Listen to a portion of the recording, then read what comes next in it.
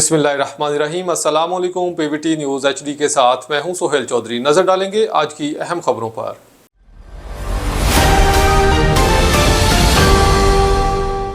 हरून اباد मलिक मुश्ताक अहमद खिलजी की रिपोर्ट के मुताबिक हरून اباد में दरीना रंजश पर बाअसर नौजवानों की जानिब से लड़के पर वहशियाना तशद्दुद। मुलजमान ने लड़के को सरेआम डंडों और प्लास्टिक के पाइपों से मारा पीटा और इस तशद्दुद की वीडियो भी बनाकर सोशल मीडिया पर वायरल कर दी।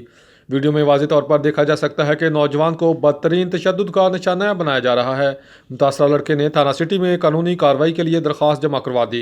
शहरियों ने भी मुलजमान की फौरी गिरफ्तारी और सख्त सज़ा का मुतालबा किया है। पुलिस हकाम का कहना है कि वाक़े का नोटिस ले लिया गया है। मुलजमान की शिनाख्त करके जल्द गिरफ्तार कर लिया जाएगा और कानून के मुताबिक सख्त सज़ा करवाई जाएगी।